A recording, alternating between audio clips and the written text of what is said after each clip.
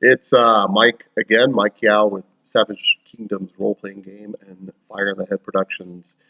Trying to do another video here, trying to get the channel going, trying to build it up a little bit, as well as other social media stuff to get in preparation for Savage Kingdoms 3rd edition, which is really 2nd edition, but I'm calling it the Savage Kingdoms 3. So that's the game I designed. Some of you might know that, some of you may not. So it is a heroic sword and sorcery role-playing game, which came out in 2014 originally.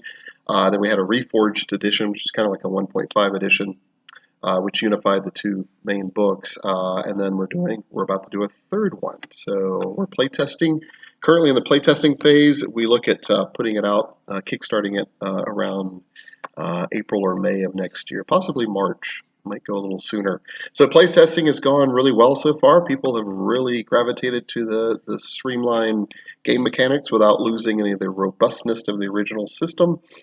And the settings people seem to like and all that stuff. So anyway, but enough about that, because this video is part 2 of crafting an RPG. So I did a week ago. I did crafting an RPG part 1, which was setting.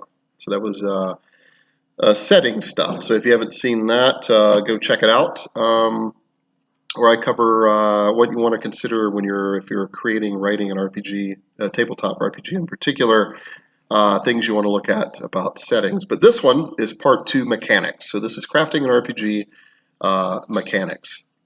So first thing about, well, what does mechanics mean? So we use game mechanics a lot. It gets thrown around as a term, and so maybe some people just don't really know particularly what that means.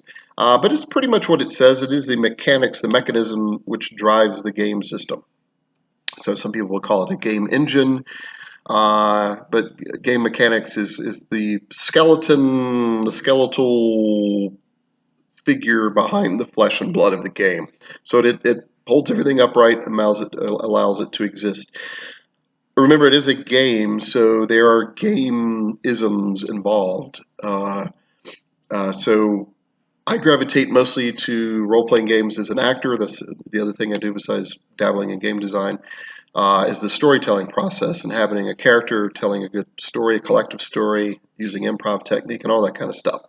However, sometimes I think we forget as storytellers that it is also a game. So there are game mechanics, there are game isms which drive the game. You are competing in a sense. You may not be competing against each other. It is a cooperative game overall, although some intra-party strife is always fun, as we know. But you are sort of competing against the forces of evil or the adversaries or the challenges that the game master has put in front of you. So just remember, it is a game. So game mechanics are the system, the engine that drives the game mechanics. So number 1 of mechanics, dice or other. So the primary action resolution system of most tabletop role-playing games is using dice. I'd say 97, 98% of them are that way. Savage Kingdoms is the same way. I keep showing this thing. Subliminal advertising.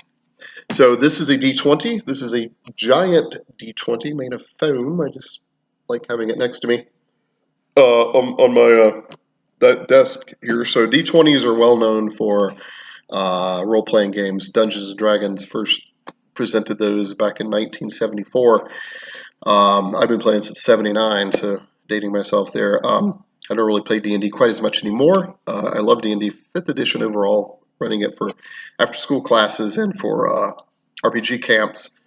I find the younger students, kids connect with it more because it's fairly simple and streamlined. It's still a little boggy in areas, as we all know. Every game system is that way to a degree. But for adults, I really like running, slight bias, my own game system, or maybe Conan, something that's or Game of Thrones, something that's a little darker and grittier. I sort of connect to more, even though in real life I'm really not like that at all. But I guess it's the dualism of humanity. So, do you want to use dice or other is the question. So, dice, D20 is what Savage Kingdoms use. We just use a single D20 action for all action resolution. Makes it very simple, makes the game fast. You don't have to fiddle with a lot of other dice types. However, Dungeons and Dragons, going back to it uses D4s, D6s, D8s, D10s, D12s, and of course D20 is the main thing that drives it. Your other die types are used for usually for damage rolls, occasionally for something else, but mostly for um, rolling weapon damage or spell damage when you do hit or succeed in a task. So it's mostly a combat thing. Um, other game systems use multiple d6s. Actually, personally, I'm not a big multi-die person. I feel like it slows the game a little too much as people are counting dice, and you kind of lose the momentum of the moment. But that's my personal preference. However, multiple dice systems that I have seen that I do gravitate towards to a degree are multiple d6s. I think that's easy. Six-sided dice are what pretty much everybody knows. Um, and so maybe depending how good you are at a certain skill or how good you are at a certain ability, you might be rolling 3d6 or 4d6, or maybe you get up to 5 or 6d6 six-sided dice. And so you roll them and you count your result and you add it to a target number. Is usually how that works. Now there are other game systems that you might throw 46 and then you only count 5s and 6s count as successes. There's a D10 system that does that. World of Darkness system uses that. Legend of the Five Rings has a similar system where it uses multiple D10s, and you're looking for a 7 or better in most situations is the target number. Or maybe you're counting a number of successes. So there are different ways to use dice systems. Savage Worlds, not Savage Kingdoms, Savage Worlds, much bigger game and much more well known, uses D4, D6, D8, D10, D12 to represent how good you are.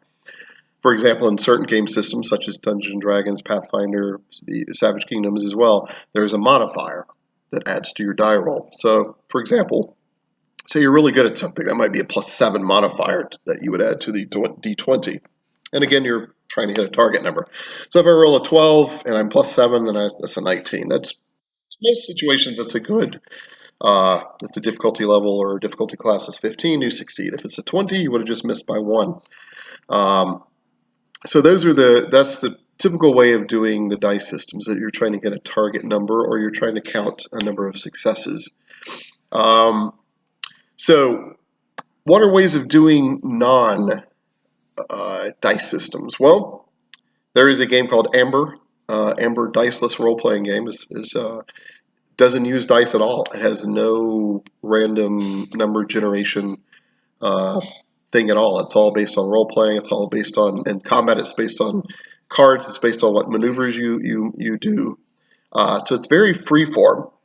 Uh, as a storyteller, an actor, and an improv artist, I do prefer somewhat loose, and I like storytelling. However, I personally prefer dice. I prefer there to be a fairly hard mechanism to resolve something. I think it just makes it a little fair. And again, it is a game, and that is sort of a gameism that I sort of allow.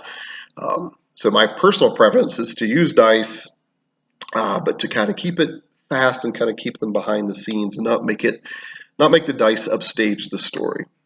But that's my personal preference. If you really like dice and you have a really good idea for a game system that makes a big deal about counting dice, or maybe it's die types that have different symbols on them, like the current iteration of Star Wars does that. The new Conan role-playing game has a symbol. I think it's the Phoenix from the Tale of the Phoenix story from the Conan sagas on their die. So if you come up with a way to make the dice resonate more to the game with certain pictographs or certain symbols on it, that might be a way to make the dice more a part of the game without upstaging it. It's upstaging the story entirely. So just keep all of that in mind. What other action random number generation or action resolution systems are there? A game called Deadlands, some of you may be aware of, most of you are probably aware of it, uses playing cards.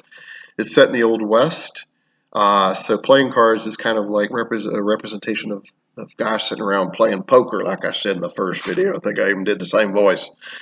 Sitting around playing poker and that kind of thing. So they use playing cards. I think it also uses dice as well. I think playing cards or only for specific situations, if I recall. I haven't played that game in a few years, but it's really good. So yeah, a clever way of doing another system was cards. Some things that might work would be coins. Very simple flipping of a coin, probably too simple. But maybe if you used a multi-coin system, that might work. Say if you get 2 heads, it's a double success. If you get 3 heads on 3 different coins, it's a triple success. Maybe you want to use copper, silver, and gold coins, and they each mean something. Just spitballing here. I don't know. That actually might be kind of fun coming up with something like that. It might really fit in a pirate game. We'd be sitting around with gold doubloons and that sort of thing. So, like I spoke to the last video, connecting your game mechanics to the setting, that's a good example of that. Using coins in a pirate sort of game or whatever. Or playing cards in a Western game, that kind of thing. What's some other good systems that you might consider? Well, so we covered dicelessness, playing cards. I just sort of came up with the idea of coins. That actually might already be out there in a game or two. I'm not sure. But surely there are different methodologies. But again, dice is the most popular way of doing it. And then if you do go dice, think about, is it a single dice system? Is it a multi-dice system? If it is multiple dice, is it multiple types of dice? Or is it multiple types of a single die? So, all right, so moving on. Probably covered that enough. I think you get the idea. So number 3 in part 2 mechanics is, number 2, sorry. The second thing, attributes or other. So what that means is Dungeons & Dragons kind of started it back in 74 with the 6 basic attributes. You had strength, constitution, dexterity, intelligence, wisdom, charisma.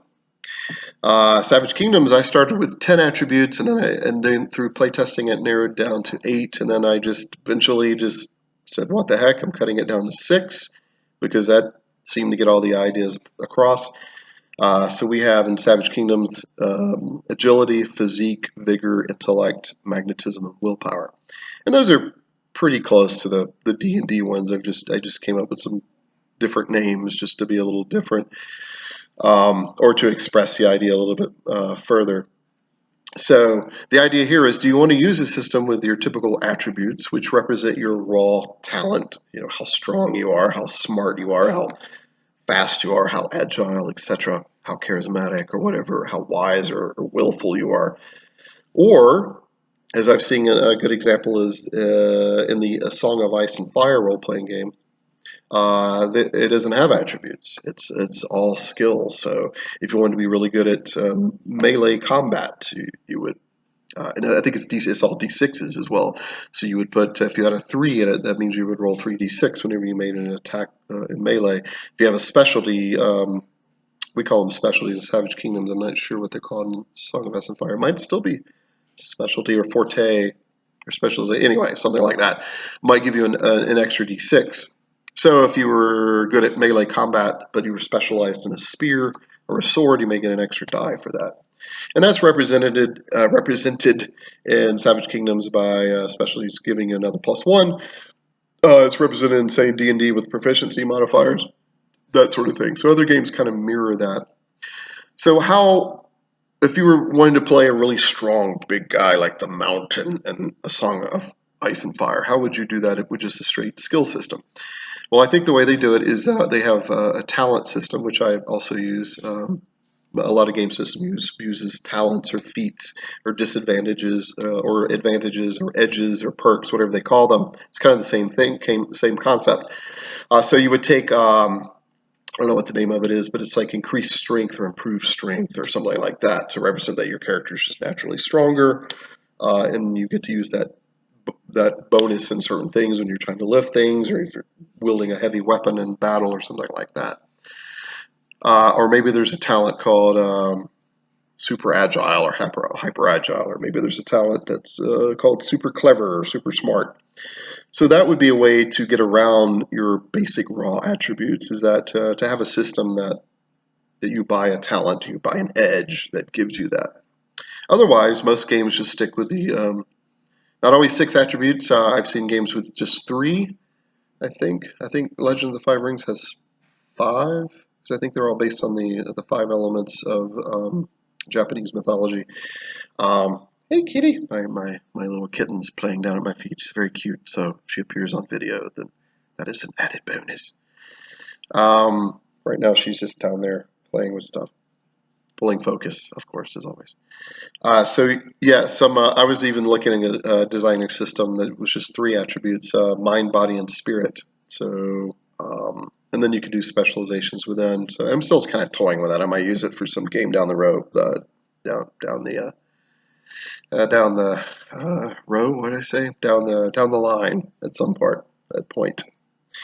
So, but right now I stick to the kind of 6 attributes that represent your raw, physical, almost birthright as a character, and they can gradually improve over time. In D&D 5th edition, I think it's every 4 levels, you gain either a feat or an attribute or ability score. They call them ability scores. Boost. In my system, Savage Kingdoms, every odd level advancement, because it's not really a level-based system, but every odd number advancement you gain a +1 to an attribute of your choice. So a lot of game systems represent that improvement. So think about whether you want to use your standard kind of attribute system or just a straight skill system or something else. Maybe you could come up with some other clever ideas. Number 3, class-based or other, plus experience point system. So that's 3B. So 3A of this part 2 mechanics is to be class-based or not to be. That is the question. Class-based is what most of us know. That started with Dungeons and Dragons. That's your being just fighter, wizard, rogue, priest, cleric, druid, ranger, barbarian. Those are all your kind of your classes. Video games these days, most of them, some of them are starting to get away from it, which is really cool. But most of them have class-based systems because, as we all know, they're all based on Dungeons and Dragons and tabletop role-playing games anyway. So they're kind of emulating those. So most kids getting into tabletop role-playing games, or even adults, they know that, okay, I know what strength means, I know what dexterity means, or constitution, or some derivation thereof, health, or vigor, or willpower, or whatever. So class-based systems just means it's a package. If you choose to be a fighter, then you get a package of things. You're probably good at fighting. You're going to have a package of some skills or talents or whatever you call it in your system, or edges or maneuvers that aim towards being a soldier, a fighter, a warrior. Whereas a wizard may have a package of things that aim towards wizardry and spellcasting and arcane knowledge and that sort of thing. Or a cleric may have religious type packages, or priest, or whatever. So the non-class based, which is Savage Kingdoms and a lot of other games, GURPS is a well-known one that goes back a ways back, that's non-class based, is exactly that. There's no packages of things, so you're building your character in a little more detail. It's more customized.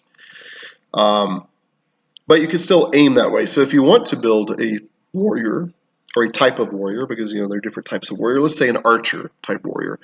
Then you could arrange your skills to aim towards being good with ranged weaponry, with bows in particular, or maybe there's a talent or two that it aims towards archery.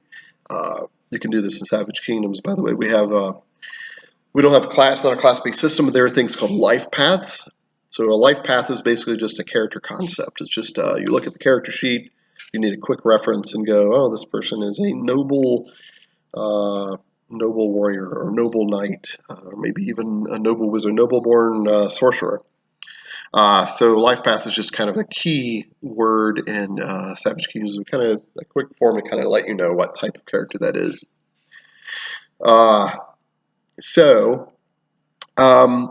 You could do hybrid systems. Savage Kingdoms is really a hybrid system, and I think some of the other classless systems also are. Meaning that, I'll just use Savage Kingdoms as I know the game well, I should hope.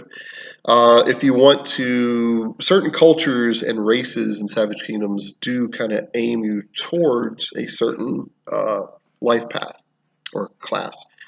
But you don't have to do it. So, for example, certain races, certain cultures, just like in real life, are kind of aimed towards what they've had to deal with throughout their history, according to their geography, according to their neighbors, if they fought a lot with their neighbors, if they traded a lot with their neighbors. So certain cultures might lead you towards being a merchant or a diplomat or a warrior or a scout or a sorcerer or an alchemist or something. So look at designing a game that does that. I highly suggest that, actually. I find that a really, I hate to say realistic because we're talking in general fantasy here. It doesn't have to be a fantasy system, but I'm using medieval fantasy as an example. Um, but making it believable and grounded. I'm a big fan of grounded fantasy. I think people connect more to it than if everything's too whimsical and over the top, then nothing is. I'll get to that in a moment, actually. That's a different thing. Uh, so if you're going classless, look at a way to maybe represent the traditional classes in some form or another. Another way to do it in Savage Kingdoms is there are several talents that have names of almost like classes. They're called social talents. Most of them are social talents. Hunter is one of them, woodsman, knight, priest. So if you take the priest talent, that allows you to go into a priesthood or a certain sect, which also gives you certain special abilities or certain equipment, certain other edges. And that also is another way to represent classes. So if you play Savage Kingdoms and you're used to classes, and you want sort of a class, you could take one of those talents, or you can even join an elite order or elite affiliation. Um, there's several knighthoods. There's a lot of priesthoods or priestly sects. There's the Shadowhand, which is kind of an underground, almost like a thieves guild. Actually, there's several things that do that. The Golden Crucible, if you want to be sort of an alchemist type mage. So there are ways within my system, and you could do it in your own system too, to represent being sort of in a class. Because some people do connect more with just give me the basic concept and let me play with that. Others are, as myself, are get a little bored with the pigeonholing, and we want to.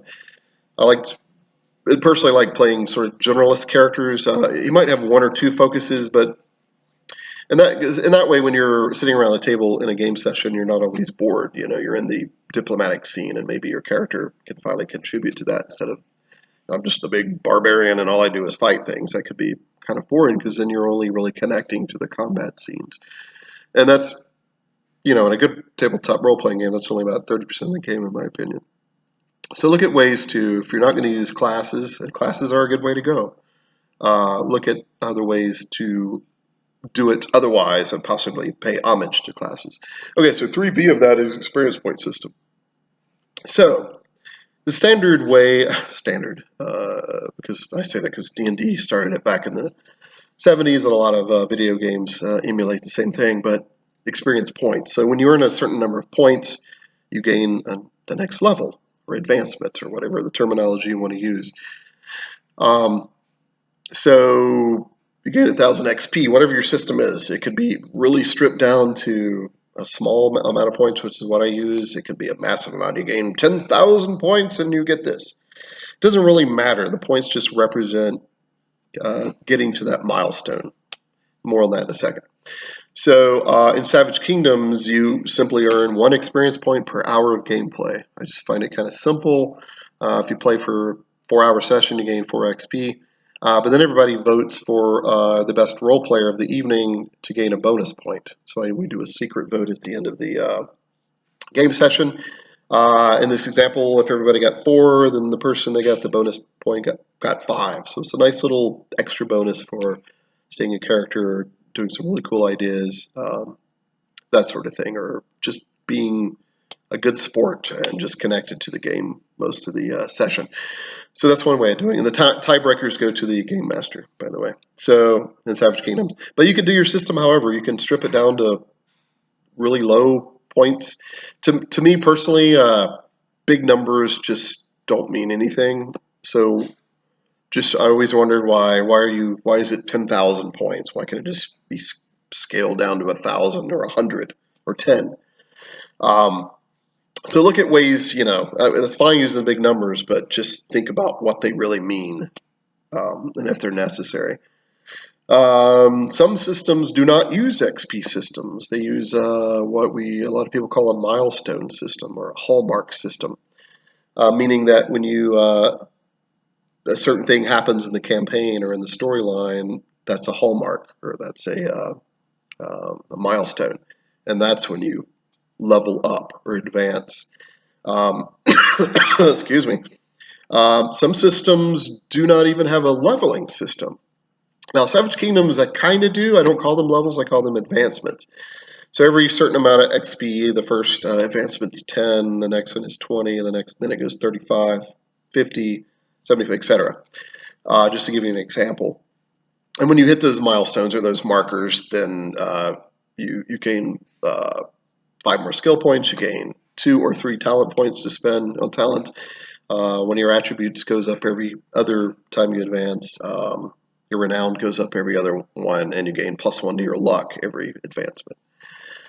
So that's how I do it. So I do it very gentle. So characters in Savage Kingdom start, pretty high. They know some stuff. They're basically the equivalent of like between a second and third level D&D character. It's like a 2.5 level character, but then they gradually go up. So I try to design a more, I hate to say realistic, I guess more believable arc. D&D does it where you start pretty low, but then you gain pretty fast. Like the arc is a lot higher, and that's fine. That's all well and good. But I personally find starting with some degree of power and then just sort of gradually getting better seems to resonate more storytelling wise. But you can do it however you want to. So yeah, so some systems key off of gaining experience points or whatever the system is, and then hitting a flat leveling thing. And then some systems just do every other session. Maybe something increases by +1 or by 1 die step. Your D6 in this one ability goes to a D8. Another system, Call of Cthulhu and basic role-playing system from Chaosium does it. I think it's in RuneQuest, where it's a percentile system. There's a little checkbox next to that skill. So, for example, say you're 72% in stealth, which is pretty good. You're 72% of the time you're going to succeed in stealth. Is really what that means when you break it down. If you critically succeed, and I think in their system, the critically succeed is have to be 1/4 or less of whatever the skill is. So 70 and 36, so 18 or less. So if you roll 18% or less in this example I've just given, that would be a critical success. When you do crit, you check the box. I believe this is how it works, but it doesn't. Somebody let me know in the comments or whatever. So you check the box, and then when it's time to level, or when it's time, I think it's actually after every session, or at the beginning of the next session, however way you want to do it, whatever skill was ticked, you get to roll 1d10, and that's how many percentage points it increases by. So there's more of almost a natural leveling system. Another cool thing about that system is the better you get at something, it's almost exponential. You start because you're going to crit more often, and so you check the box more often. I think that's how it works. I almost feel like it's the opposite, that you have to roll percent, like it's harder to increase. Anyway, doesn't really matter. The point is that's one way of doing a system, and if it's not the way I just said, then maybe you could design a system that way, since that's what this is about, crafting RPGs. So keep that in mind. It's different ways of doing experience points in class-based systems. All right, so number 4, since we're at 28 minutes, realism, fantastical, or in between. So I covered some of this in setting, because it is a setting thing. Do you want your game system to be based kind of realistic, kind of grounded? I guess realistic is probably not a good idea, unless it's a historical game. If you're designing historical role-playing games, such as a Western or World War II role-playing game, that's actually kind of a cool idea. There's probably a few obscure ones out there. Then you want to go for realism, probably. But you could do, which is a thing nowadays, of spinning it off, and I covered this in the last video. You're playing in World War II, historical World War II, but there's a twist to it. It's an alternate history game. Maybe Cthulhu is involved, or maybe maybe you want to delve into the sort of Nazi fascination with the occult during the time, or whatever. So you could spin it into you could combine the genres. In other words, that's a somewhat popular thing nowadays that kind of works.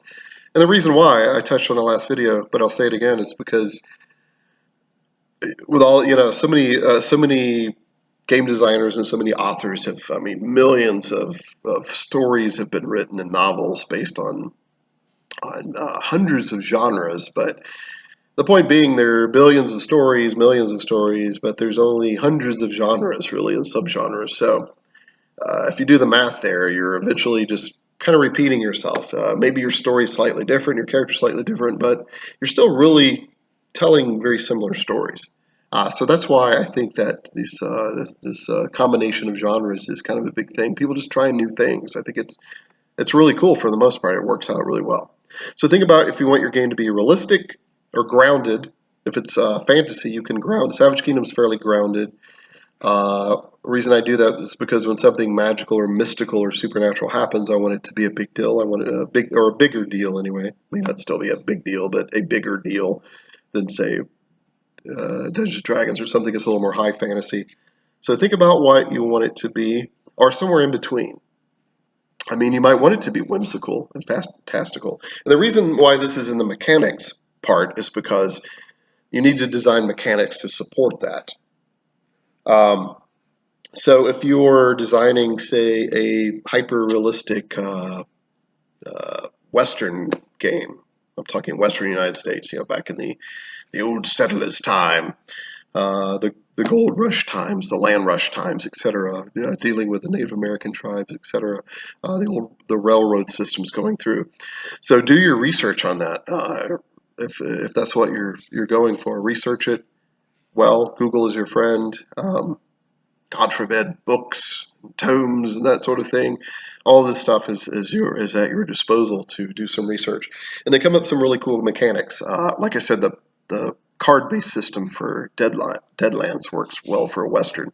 I'm not saying directly copy them, but maybe think about what you can do to make your game mechanics, your system resonate more.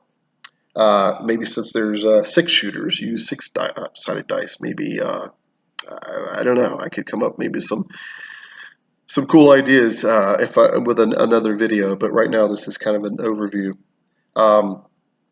So if it's fantastical, like really over the top and whimsical, fantastical, really high fantasy, then maybe come up with some mechanics to support that. If everybody knows how to fly, if there's a bunch of races with wings, you're going to have to come up with flying rules, some really good flying rules.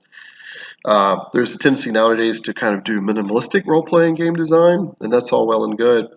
But I mean, it is really, in fact, I really kind of enjoy that overall. The disadvantage to that is that sometimes with new gamers, particularly new game masters, they need a little more context and text. They need more textual and contextual rules to go off of. They can't really always make those judgment calls. If you have a system where there's a lot of flying and you don't write flying rules, and you're going to have a lot of your game may not sell that well, and B, your new people that are new to the hobby are just not going to know what to do.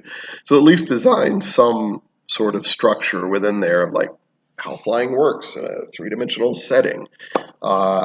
Does it cost any stamina or whatever your terminology you want to use? How tiring is it? How often can you do it? What type of wings are there? There's feathered wings and bat membrane wings, and what else are there? Are there wings at all? Maybe people just levitate around. Maybe there's teleportation. So you'll need teleportation rules for that. If your system is sort of in between, then that's all well and good. You still need to show that. So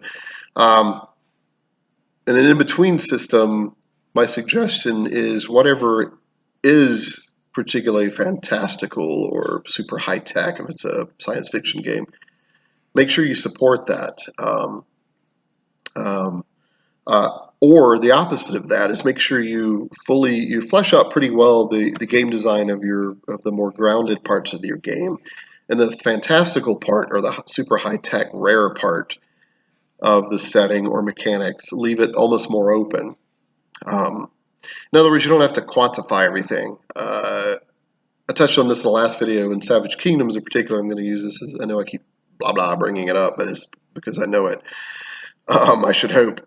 Um, uh, I was saying that the gods don't necessarily exist, and one way of doing that in a game mechanic sense is very simple. Don't stat the gods out. Don't create game stats for them. D&D did that back in the day, where they created game statistics for Thor and Odin, and guess what? Powerful player characters went off and challenged them, and they could fight the gods because the stats were put out there. And I'm not knocking that design. That was really cool. It was a lot of fun. But if it's something you don't want the PCs to always be dealing with, and maybe don't necessarily flesh out the game design components for that. Leave certain things mystical behind the scenes, or let the each individual game master write his own rule set or his or her own rule set to that particular thing. So number 5, high magic or low magic. So this can also be a setting thing too, and I think I touched upon it as well. Do you want it, and I just kind of mentioned it there as well. Do you want it to be, if you're using fantasy as an example, do you want it to be high magic? There's a lot of magic floating around, flying around, zipping around. Or is it low magic? Is it really rare? So these terms tend to get thrown around a lot nowadays, and what they really mean is, and it's mostly explanatory in the terms, but I think some of it also gets lost.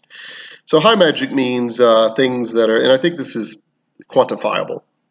So high magic means that there's a high degree of magic. Settings like Eberron, I think, has a lot of that. Planescape, things that you're doing really over the top sort of things, fantastical, high magical things. So do you want your setting to be like that? If you do want it, then mechanic wise, you have to come up again with mechanics to support that. Support why is it such high magic? What is it doing to the world, if anything? Is there a price for the magician or the sorcerer to pay? In Celtic mythology, you typically slept a long time. If you remember the movie Excalibur and some of the original Arthurian stories that are couched in Celtic mythology, you notice that if some a druid or a Merlin, who was probably really a druid, but we now look at him as a wizard or a sorcerer, had performed this great magical rite. I mean, he would have to sleep for 13 moons. I slept for 9 nights. I slept, or for 7. So the price he had to pay was in sleep, because otherwise he would age very quickly. So think about it like that. Or is it in Savage Kingdoms? It costs stamina, which eventually replenishes through rest, but if you critically fail at it, you might actually could age yourself, or maybe permanently lose a stamina point.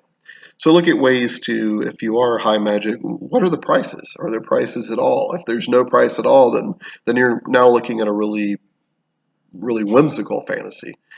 And keep this in mind. There's an old saying: if everything is magical, then nothing is. So just remember, if you really want things to pop magically and you make everything high magic, then it's going to really be hard to make that moment pops magically. In fact, the best way to make a moment sort of pop or resonate is actually to have a low magic moment in a high magic setting. So come up with rules to do that. If it's low magic, that's more like the Hyborian Age setting of Conan. Savage Kingdoms is mostly low magic. I'd say it's low to medium. Low magic, high mysticism is actually how I describe it. So if it is low magic, why is it low magic? And what are the mechanics behind it? Is it ritual based? Is that why it's low magic? People have to do long rituals. They have to find strange components that are rare. Do they also have to pay a tax on themselves in sleep, or do they pay it or sanity? Perhaps magicians can be driven mad. And these are all self-explanatory reasons why the setting is low magic. It's a heavy price to pay to work sorcery or magic, and that's in and of itself why it's low magic. You can also do low magic high mysticism, which I just mentioned, meaning that in Savage Kingdoms is more of a Dark Ages setting, so people still see the gods and the supernatural in a lot of things. In the sunrises, the twin moons, there's 2 moons in the setting, and thunderstorms. The gods are fighting, the gods are upset, they require sacrifice. So mystically speaking, it's pretty high, but when quantifying magic in a mechanical sense is actually kind of low. In other words, I haven't created mechanics for gods playing bowling and for thunderstorms or whatever, because maybe that's not really what's really happening, or maybe it is happening and we don't need to quantify it. So just think about all those things with high magic and low magic, or in between. Number 6, the final thing, because we're at 40 minutes. Connecting to the setting. So I used this in the last one too, connecting to the, so in setting I was connecting to the rule system, in this one mechanics, connecting to the setting. So this simply means connecting, and I've already touched upon it to some degree, connecting your overall rule system, your action resolution system to the setting.